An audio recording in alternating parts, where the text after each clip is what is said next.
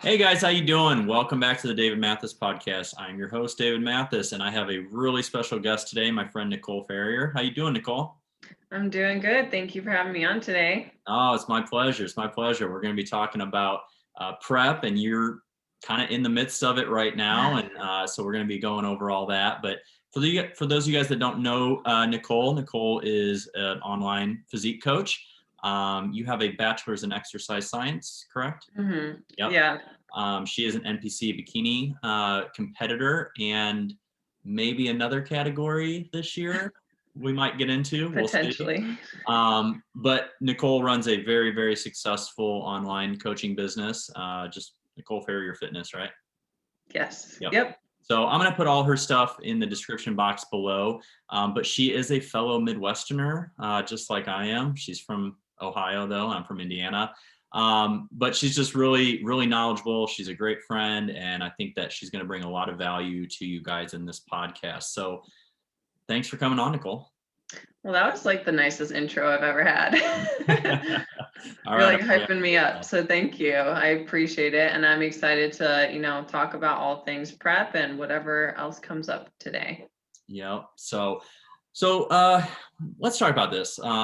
Prep is something that a lot of people are interested in, right? And a lot of people are like first-time competitors. They might not know all the ins and outs of prep, which I kind of want to go through a little bit here, what to expect your first show, what to, some of the ups and downs of it, because it's not all just glamorous getting up there on stage. There's a lot of hard lessons that you learn along the way. And you learn a lot of things about yourself. And you actually made a great post the other day about, what people see and what they don't see. So guys, go follow her Instagram. Like I said, I'll put it in the description box below. You obviously compete in bikini. How long ago did you start competing? In 2015 was my first show. I had just turned 20. Okay. So it's 2021 now, in case some of you guys are coming back later later on down the road and watching these first original episodes and stuff. So this is going into your 6th season of competing. Well, you took some time off. I took time off. I had competed consecutively in 2015, 16, 17, 18, and 19. And then I took all of end of 2019 and all of 2020 off to build muscle and just kind of heal my body. Now, before we get into, what people should expect in their first show and just competing in general, talk about why that was important for you to take that time off, because we see a lot of people, and you did it yourself, right? You get into it and you don't want to stop competing, right? You never want to give yourself that opportunity to have a true off season and grow. Why is that vital, especially from a woman's standpoint? I really didn't have a choice. I remember my last show in 2019, and I told my boyfriend, now fiance at the time, that I said, I just can't wait for it to be over.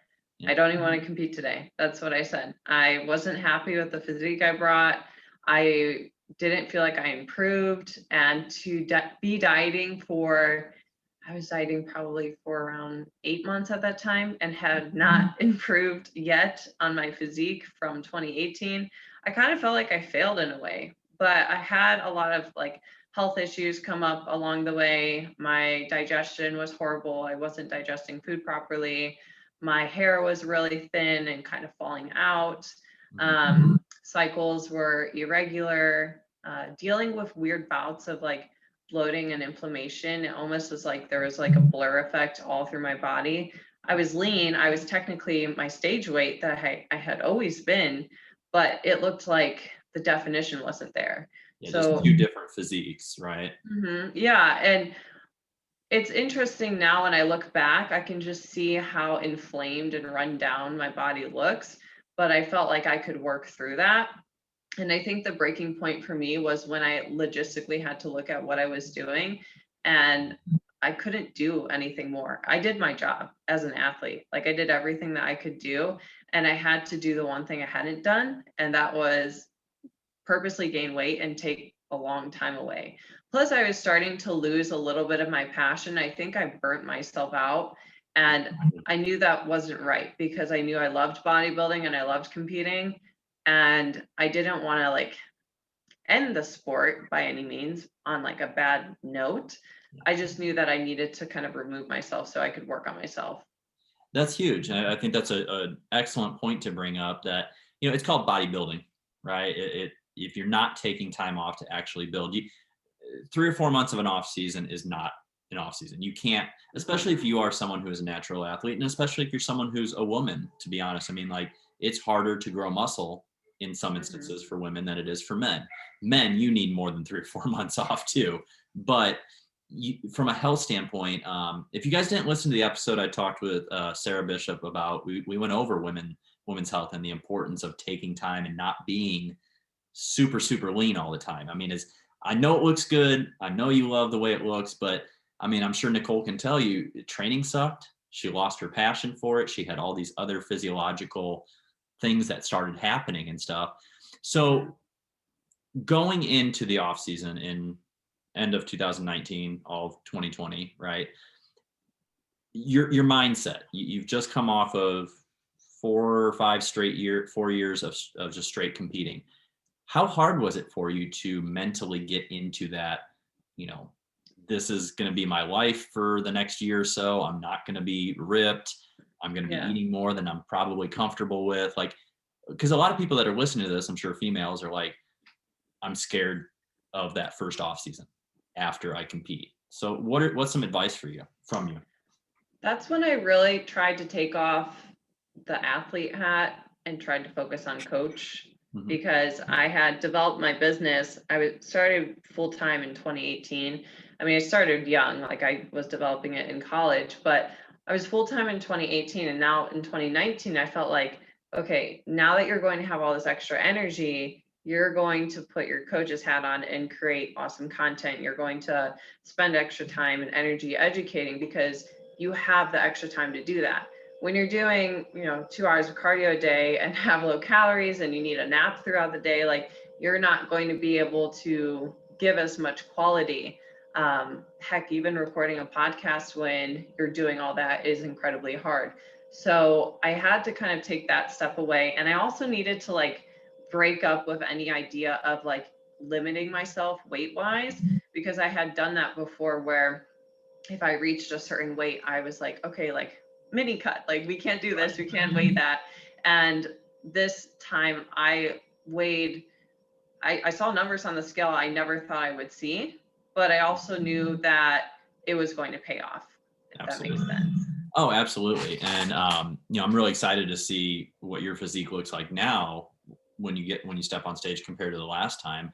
Because I mean, just personally, I know how hard you've been working and stuff, and it's going to pay off for you. But that mental aspect of anything, whether it's prep, whether it's going into the off season and doing that, it can be really tough. And so, you know, you said something that's really important, is that you had to take a step back from the athlete mindset, and you started focusing on, your work, building up your business more, things like that. And I think so many people get into competing, and let's just be honest, 95% of the people are never going to earn a living off of competing, right? Mm-hmm. Like, it's just the truth. Guys, don't get frustrated that I said that. Don't give up your dream. Keep working for it.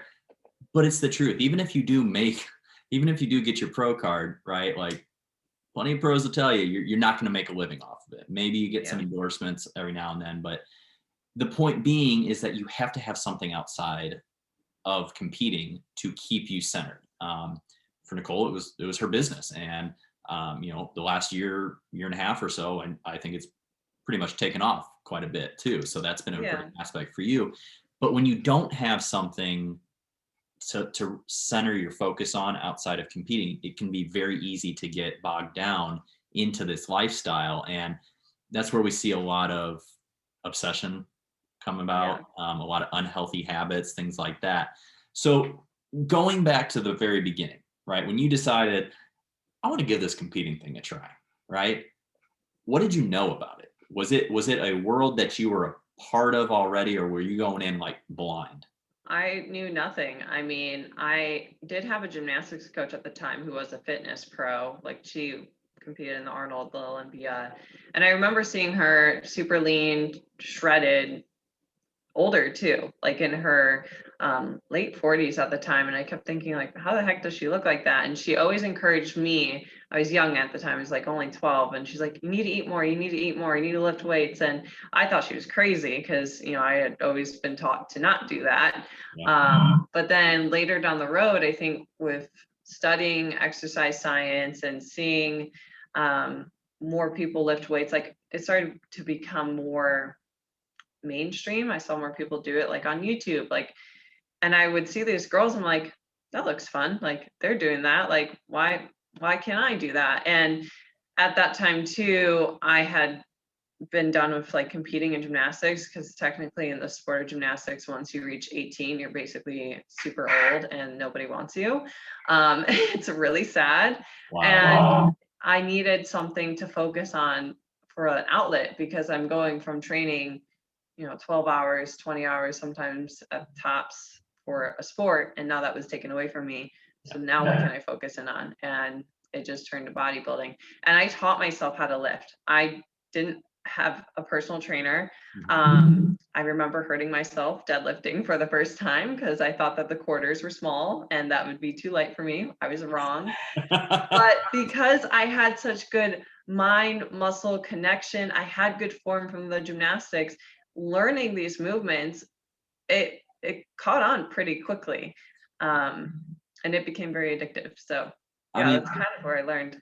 You know, I think we see quite a bit. I would say, I think I'd pretty feel safe saying that the majority of people that get into the sport of bodybuilding, physique competitions, they have some sort of athletic background, right? Because whether it's for you gymnastics, other people it might be for men football, baseball, something like that. Wrestling is another one. Although I tend to see more wrestlers go towards powerlifting, but that's another story.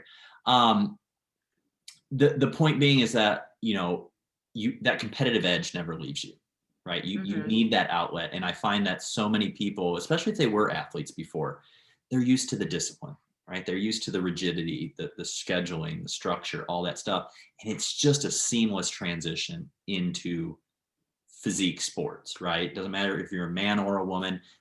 I see it all the way across the board. I'm sure you do too. So taking that competitive mindset, just natural to go right into that.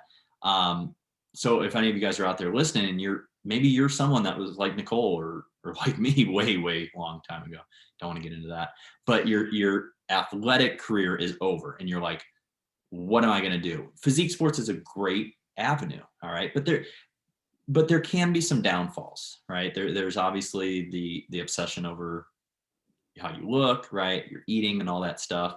You know, coming from a gymnastics background, all right, obviously we know that there's a lot of like eating disorder type activities that tend to occur with that sport. And I know that you and I have talked about it quite a bit on different podcasts and on your podcast and other ones and stuff, but transitioning out of competitive gymnastics into bodybuilding, and then getting into the dieting part of bodybuilding. How did you respond to that? Because there's a lot of women that I'm sure are looking to get into bikini right now, and they've never truly dieted for a prep before. What are some things you can talk about from that aspect?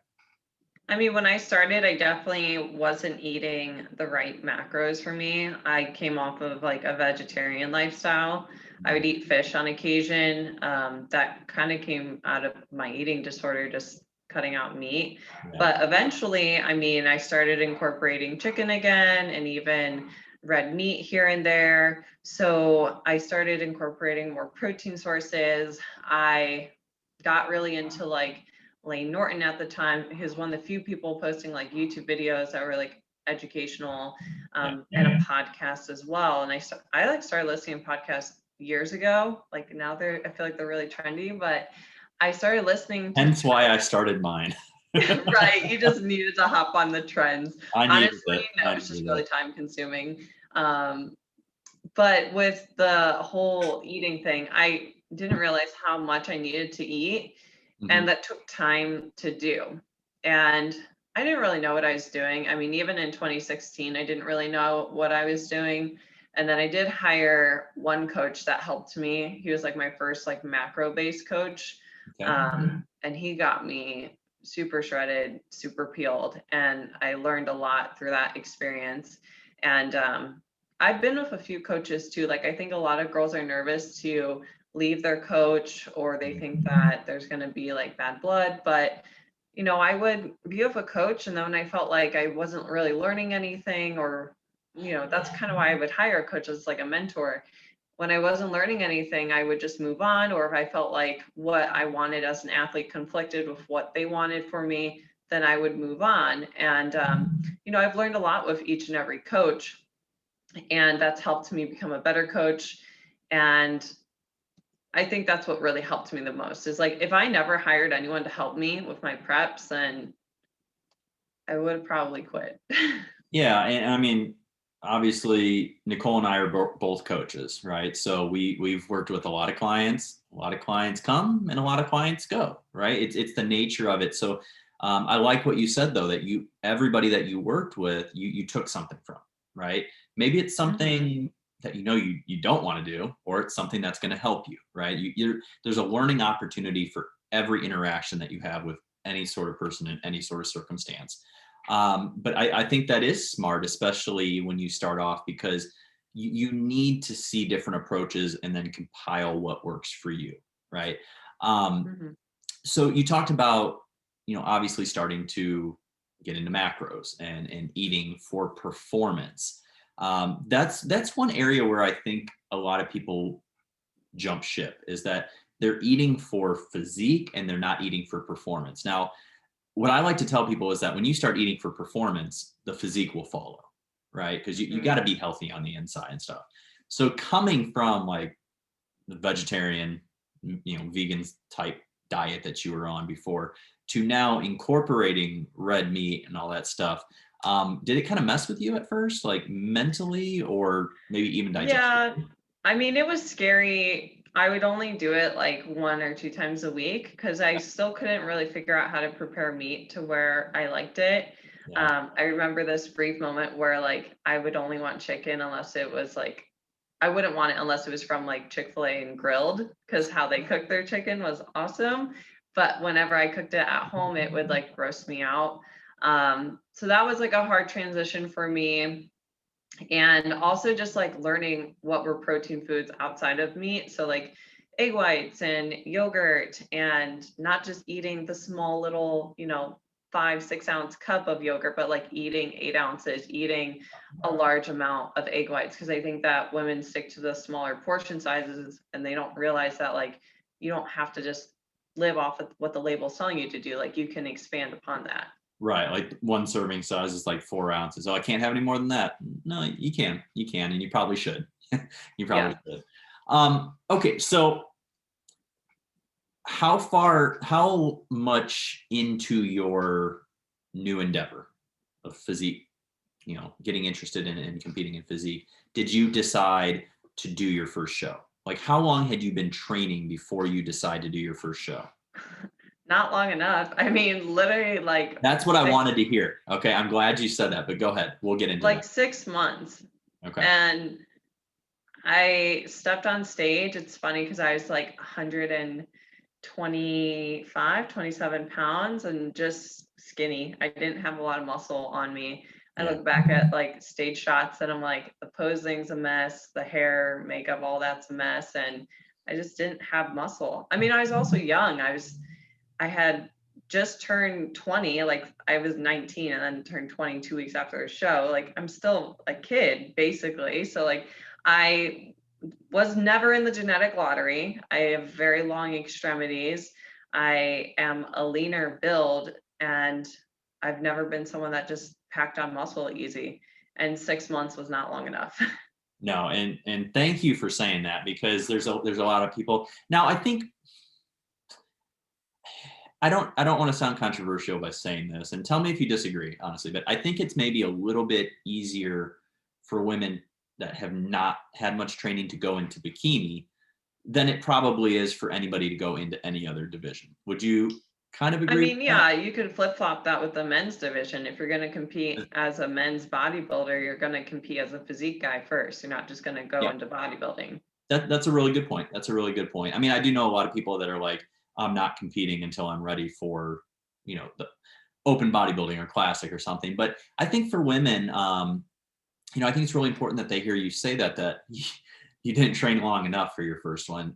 It's great to get excited, right? It's great to get excited to want to jump into this world. It's a great world when done properly, right? Hmm. Fantastic things, competition side. I love coaching competitors. It's amazing. It's so challenging as a coach. It's exciting, but you need to put in the time, right? Because now maybe some people's goal is just to get up on stage and just get up on stage, right? But I think more often than not, most people's goal is to be competitive when they get up on Hmm. stage. And I don't think 6 months is enough time, especially when you're probably going to be dieting for 4 months Hmm. at least to get into stage shape and everything, which that's going to be another topic we get into in a second. But really spending that time to build your body. I mean, you were 18, 19, 19. 19. And Yeah. I you mean, hadn't, it's not like you had been training with weights for years ahead of time. You'd been a gymnast and stuff. the So only thing I had was like abs. yeah.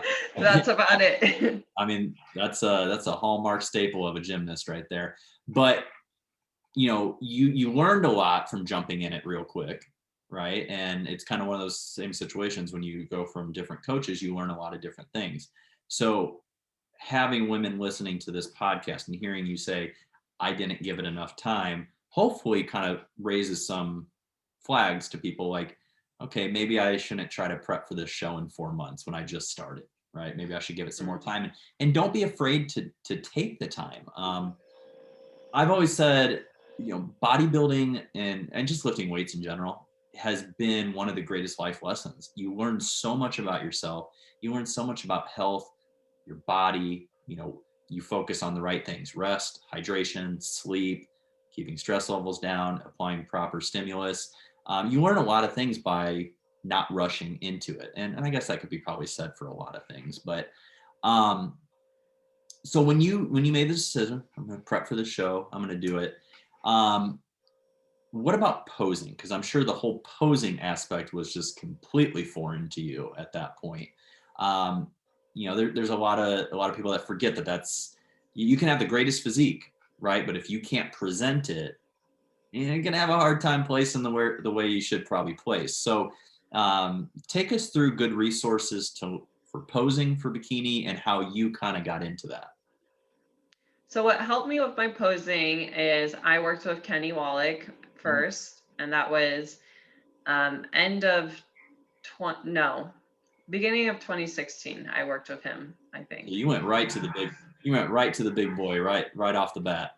I worked with like a bro coach, and he brought him to his gym, and he said that it was a big deal and it was like a lot of money for me at the time, but I figured if I could learn my posing routine, then that would help me a lot. And it did, because once I got that posing routine done and I started getting into right shape and conditioning, I went from not placing at all to taking top two, and I even won my class like the next Wow. year.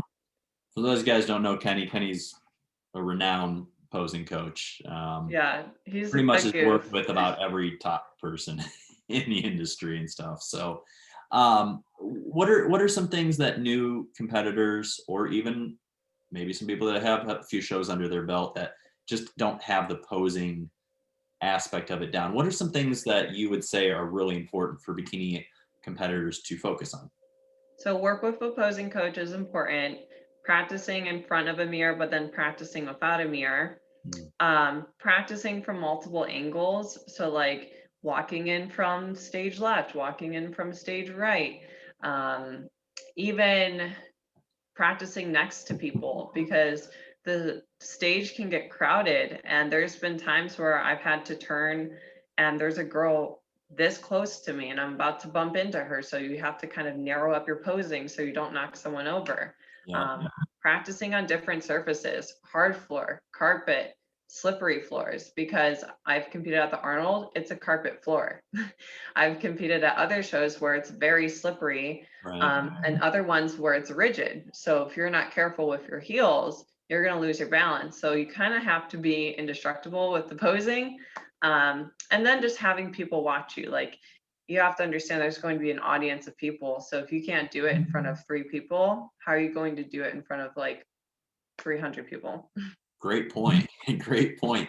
I don't know how you guys do it with the heels. Oh my gosh. I think I it's kind of feel like I'm funny though that the girls wear heels. Like, it's, I guess I understand why, because it makes your legs pop more and it does look more feminine, but I've always kind of wondered why that was ever a thing.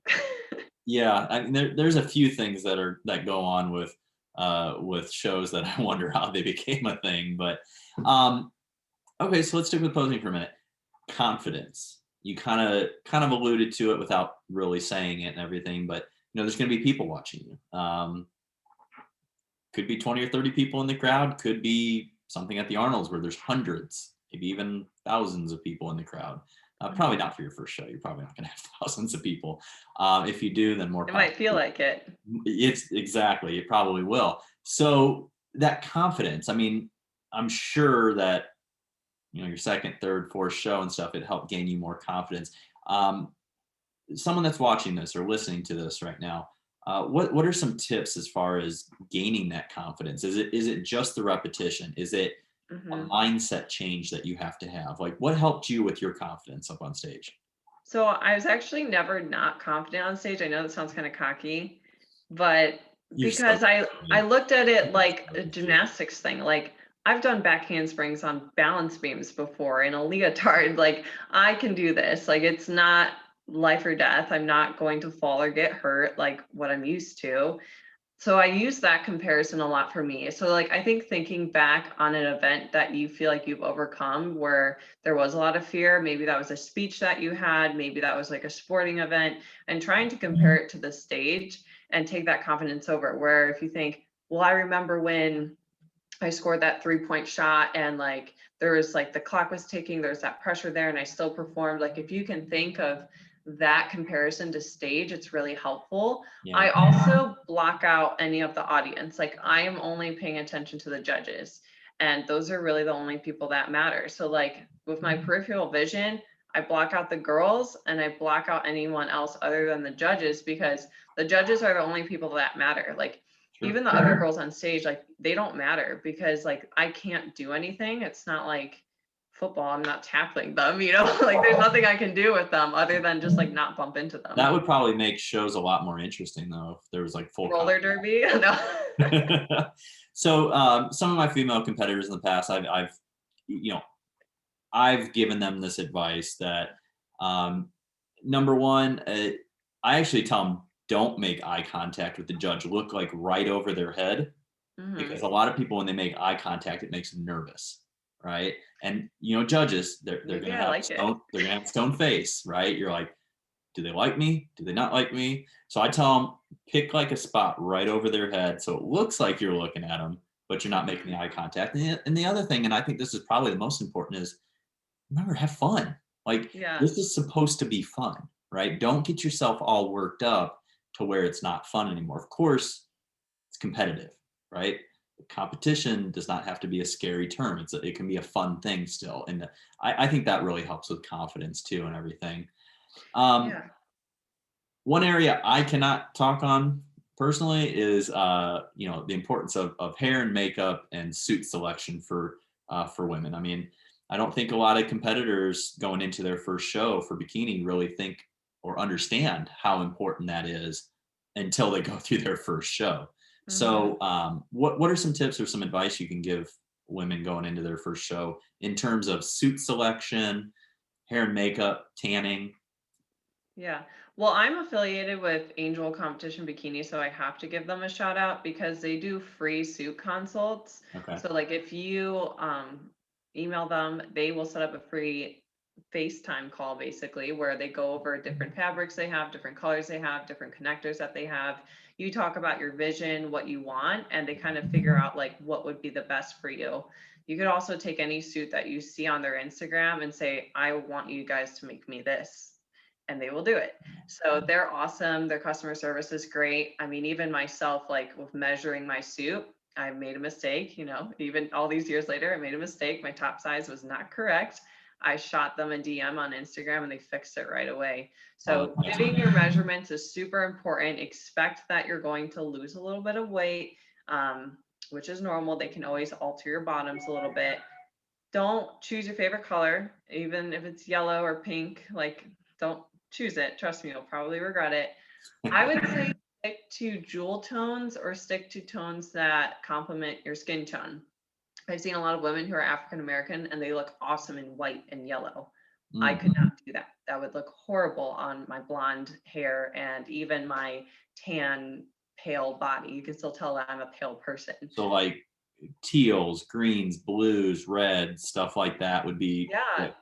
And even red can be iffy. Like, it depends on the tan. So like going into tanning companies, like look up the show and look at like what the people's skin looks like. And sometimes it's more of an orange tone. Sometimes it's more of like a dark bronze tone. Sometimes it's more of a red tone. If it's a red tone tan, you don't want a red suit. It's gonna not look the best.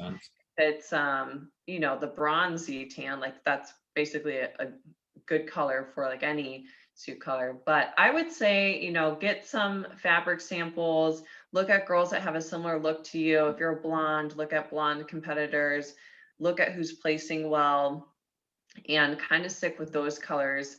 And, at the end of the day, if you bring fantastic conditioning and your hair and makeup's on point and your tan's good, your suit color, if it's off on a regional level, you're going to be fine. But it does start to matter at the national level. Do you have like a go-to tanning company, or do you use like Pro Tan or anything like that? What do you recommend? Yeah, I've tried to do the Pro Tan, like do it yourself, but at the time they didn't come out with their ultra dark, and that's what I needed.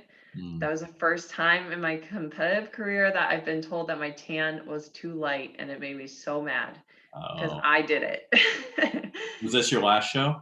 Yeah, and I took Okay. second at that show too, which was interesting because like my tan was not good and I felt like my physique was not good. So I'm like, you must like me. So I don't know. But yeah, your tan, I would recommend going with a sponsor when you're brand new. And my favorite companies for the spray tanning, if they're doing it, is Pro Tan. And I also really like Liquid Sun Rays. Like Liquid Sun Rays sits like a dream on my skin. It is not tacky at all. I look super dark. I mean, I love Liquid Sun Rays. That's really, I'm glad you said that also, is that it looks good on your skin, right? So just like a lot of things with nutrition and training, you got to find what works for you, right? So Pro Tan, for example, might be the most popular one out there, right? But is it going to be right for you? And the answer is you don't know unless you try it, right? So maybe try to get your tanning done, or practice with the tanning and stuff way before the show so you can see how it's going to look on you, right? And just kind of get an idea of how dark, how light you want to go, things like that. So that's really interesting. You had your worst tan, you got second. So I mean, tanning can make or break you, right? I mean, I think you kind of probably learned that at that show. That's why it's really important to talk about this, because it's not just your physique. We want to think it's just about our physique, and I think there'd be a lot of different Mr. Olympias and Mrs. Olympias and bikini, champions and stuff. If it was just about physique, but it's not. It's about your attitude up on stage, your confidence, your posing, your suit selection, jewelry, hair, makeup, all of that stuff is, and quite frankly, it's a lot more intricate for women than it is It's for like men. a beauty pageant in a way. I mean, and I've even had girls tell me, like, if I have tattoos, can I not compete? Not necessarily. I mean, if you rock the tattoo look, let's say you're covered in them. I've seen girls with dark hair, dark suit, and they have tattoos and they're taking top 5 at national stages because they're rocking what their body is, like, and that shows confidence and it looks good. How has the bikini division, since you started competing in 2015, I think you said 15? Yeah, How 15. have you seen it change throughout the years? For me, it's frustrating in a way because it changes all the time. So like it used to be really lean, 2016, 17, I would even say 18, lean, like we're talking, you could be a figure girl, but you're smaller. Yeah. And I feel like I was better at getting that conditioning because like I didn't have the muscle fullness. So when I didn't have the muscle mass, like I would just get shredded, Right. and then compete and pose around it. But I remember in 2018, my feedback was like, you're too lean. And that was like an eye opener for me Okay. because I felt like I looked really good and muscular. But what we're seeing now is a full, healthy, muscular look. And by healthy, I mean, you don't want to look stringy. You don't want to look striated from top to bottom. You don't want to see hamstring columns all the way down your legs. That's not what they Yeah. want. You don't even necessarily need to have this super etched deep tie-in. You just need to have the muscle fullness, the femininity to your physique. That's what they're looking for. And look at top 5 Olympia. If you need to get an idea of what they're looking for, top 5 Olympia, that's what they're looking for. Right now, it's I think it's Janet Lang, last name. Lane. I can't say it. Lane. I think it's Lane. I Layun. can never pronounce her name correctly, but I think it's Lane or something. But yeah, I mean, Yeah, like Janet is Miss Bikini Olympia 2020, so that's the new standard. So looking at her physique, we see the fullness, we see the balance. Her shoulders aren't bigger than her glutes. Nice, lean, flat stomach, a little bit of abs there, not too striated, like perfect, beautiful, awesome suit color. Everything is there. I got frustrated this year too because I've had people tell me that she doesn't have a lot of muscle. She doesn't look like she's super muscular. This is bikini. yeah, This has always been bikini, but it was getting out of hand. You were having these girls that looked like wellness girls a little bit, or like a mixture of figure girls. And these girls were getting so big, so muscular. And yes, as a judge, it's hard not to reward lean muscle and density. But there comes a point where it's outside of the division, and then you have to reel it back in. yeah, and it's gonna be tough when you go, especially if you guys are new to competing in bikini. Like you're gonna go to different shows, and the sport is so subjective, right? Like Yeah. you're gonna go to one show and maybe one set of judges likes more of that muscular look, right? And another set of judges is gonna like, back in 2015, 16, 17, a lot leaner. There's just you gotta make sure that every time you come to a show that you're bringing your best, right? Because you can't, Yeah. your placing is out of your hand. I mean, obviously, if you check all the boxes, right? Your posing is correct, your hair, makeup, suit, all that stuff, your physique, obviously, but it's really out of your hands. So you have to make sure, this kind of goes back to what I said at the beginning. 95% of the people are never going to earn a living off of this, right? So you need to just keep trying to improve your physique, and whatever placings come, they come. I mean, there's been plenty of people that have gone from winning a show, gone into the next show and got 5th or 6th. Like that There's happens girls all the who time. Yeah. There's girls who would not place at a regional level, and then 3 weeks later they get their pro card. Yeah. It's, and if your main goal is just to get a pro card, I mean, that's your objective, right? But personally, I mean, I think your main goal should be to improve your physique with every show, right? The pro card is hopefully going to come with that over time. And I know that this year you're really hoping to, land that card. I don't know how many. Not been an easy road for me. I feel like there's so many girls I've seen through social media, and this is the other thing I want competitors to know is like it doesn't happen fast all the time. Like if you don't turn pro in 2 years, like you're not a failure. Like I've been at this since 2015. Still no pro card, but I'm not giving up. Wow. And that's okay because the division has changed so much and you have to modify your body to fit that. If you do want to turn pro, like you do have to fit that criteria, you have to improve. But if you don't get it right away, like don't feel like you're a failure and give up. No, absolutely not. Yeah, I mean, and it just comes back to understanding why you're doing this, right? Like this should be fun. Like this should be something that enhances your life, not something that takes away from your life, right? And just always keeping that perspective and everything is crucial in anything you do. But I think particularly in a sport competition where there is no objective measure, right? Like Yeah. very It's so subjective. subjective. So I mean, it blows my mind how subjective it is. Because even Sarah and I, your last guest, we'll talk all the time like, oh, I love her look. And she's like, I don't like it.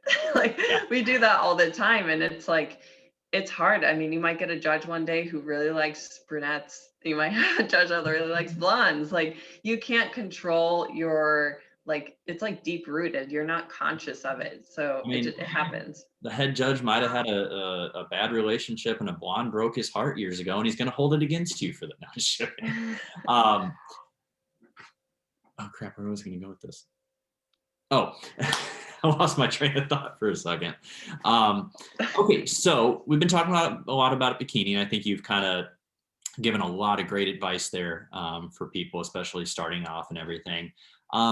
You may be also competing in a different division this year on top of bikini, correct? Yeah, I think I might try fitness. And I say I think because it just kind of depends on my body and balancing everything because it's a lot if it's a lot to just compete. But I have a lot going on this year in general, and I feel like I'm just like adding stuff to do for myself. Hey, you don't think getting married is like a big deal, right? Like that's not No, or buying a house, it's or buying fine. a house. No. I also have to buy a car too in the fall time, so it's Oh, you're fine. just going for the trifecta, aren't you? What's uh, next? I so have a for baby. so for people that don't know what the fitness division is, how would you explain that to them? I think fitness is the most athletic division, just saying, because you are being judged on roughly a 90-second to 2-minute long fitness routine. There are requirements. I'm going to talk more so NPC level right now. The requirements are showing a push-up, high kicks, side split, and straddle hold. Okay. The routine needs to be competed at a high fast pace where you're demonstrating athletic abilities. So that could be dancing, turns, jumps, leaps, flips, poses. It's kind of like a dance routine in a way. And then at the NPC level, you are not judged on your physique. At a pro level, you are judged on your physique. So pros, your routine takes up 70% of your score, your physique takes up 30% of your score. At the amateur level, right now, since 2018, you only do 2 routines. You do one in the morning and you do one in the evening, and then that's it. The reason why they had that happen is because the fitness division was starting to die off because fitness pros, if you look at them, they look just like figure girls, and not many women can attain a figure look and be athletic like what it requires on your fitness routine. So even for myself, like as a bikini competitor, like if I were to turn pro in fitness, I wouldn't be a successful fitness pro because I don't have the physique as a fitness pro. However, what's great about that is you can grow into that division if you do want to compete at a pro level with it. That's really interesting. I've never coached anybody that's been going into the fitness division and everything. Did Hope need to get in? No, it was the cat. Oh, He was trying to open the door on his own. oh. For those of you guys listening on podcast, she just got up and opened the door, and I thought it was her lovely little dog Hope that was scratching at the door.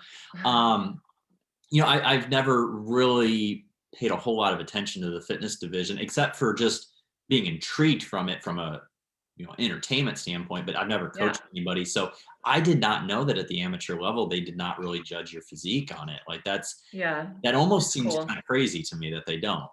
I mean, you don't want to show up like not in shape at all, Right. but like you don't even have to be bikini lean. Like you could be showing some abs, a little bit of definition, but you don't need to be, having your backside in conditioning for it. That's really interesting. All right. See, you know what? I told everybody in the opening episode of this podcast that, I wanted to bring people on that I was going to learn stuff from too. And selfishly, for own selfish reasons, I just learned something. So thank you Yeah. for that. And I'm still learning with the division. I mean, it's very cool. You are encouraged to wear themed outfits. So like if you did a routine that was themed, like, I don't know, like a transformer. You could wear a transformer costume. You can have props. You can have, it's basically entertainment in a way. So you can make the routine your own. And like music and stuff, like if you're wanting to compete in fitness, it should be something that's, a little bit faster pace, no swear words at all, but it can have lyrics in it. It doesn't have to be just lyrical, like just no. If you guys have never like seen the fitness division, like just YouTube it's interesting. I mean, it makes it fun, especially like, shows can be kind of boring sometimes if you're sitting in the audience, right? Like it's not boring for the competitor because they're up there doing it, but I've been to shows where Tampa Pro, for example. I mean, I got there at 7 a.m. because my client was competing, and I didn't leave until 1 a.m. the next day. Like they can be long days, and you get something like fitness in there. Oh, it's super entertaining. Super And like I remember watching even in 2017, I was like, oh my gosh, I would love to do that. That would be so cool. But like I didn't have the physique. I'm like, I don't even know. I hope that one day they start to gauge that physique back, because to me, it's not realistic to be that muscular and be that flexible and like athletic. It just seems like a lot, and it's hard on your body. Like the floors are hard, your body bruises easier when you're that lean. So they need to take that into consideration. But I do feel like they've made a step in the right direction with being more inclusive with the fitness division, especially since they don't want it to die off. And it's one of the oldest divisions. I mean, I believe they had figure and just fitness, and then physique and women's bodybuilding and bikini, and now wellness. Like all of those have slowly been added on, but this really is an OG division that they're trying to hold on to. I wonder if it would be interesting to, you said 2017 was the first time you really saw the fitness. Yeah, I was at a national show. Okay. So it would be really interesting, like, you coming out of gymnastics, if you would have seen that first, right? Like, would you maybe have just stayed on that direction? Because kind of goes with the gymnastics background, kind of dance, gymnastics, kind of, intermix there and everything. But it's just, and you never know, right? Like it didn't happen. So I think the muscularity would have scared me then, honestly, because I was really petite when I was 18, 19. I mean, even now, like I was like probably 15 pounds, close to 20 pounds less, just like really skinny. So I think from a realistic standpoint, it wouldn't be realistic for me. I don't even know if it's realistic now for me to get that big, but I mean, who knows? If you, let's say I was that girl that had more of a muscular build, totally. I probably would have been like, heck yeah, let's do that instead. Yeah. It's just interesting. What we get turned on to and what we get interested in and not everything. But, closing this up here, what is one thing that what is the biggest thing, I should say, that you have learned about yourself since you have started competing? It could be positive or it could be negative. Like, what would you leave everyone with as far as what has positively or negatively changed your life since competing? I mean, there's two things. Like, if I never started competing, I wouldn't be doing what I'm doing now. Like, I'm an online coach, and that would have never happened. I probably work like a normal, quote unquote, normal job, and I would probably not seek being an entrepreneur at all. I probably would have a lot less confidence. So I could see myself literally being a completely different person, probably someone that I would not recognize at all today. So I think that's cool because competing has brought me friendships. It has brought me a lot of just like confidence and worth. And I feel like I really found something that I was passionate about. And it was the same passion I had for like the sport of gymnastics, but I felt like there wasn't an expiration date, which was like so liberating to me because with gymnastics, like I said, 18, you're considered old. It's kind of sad, but like with competing, I mean, I've seen people who are 70 years old at a show. So like if you want to compete, like the rest of your life, like go for it, you can. And that was like a really cool thing for me to see. But from like an internal standpoint, I realized like how much I can deal with discomfort, which I feel like just helps build character. I mean, I can deal with a lot on my plate. I can deal with being uncomfortable, which is just going to carry over into other areas of my life. 100%. So, I mean, it's giving you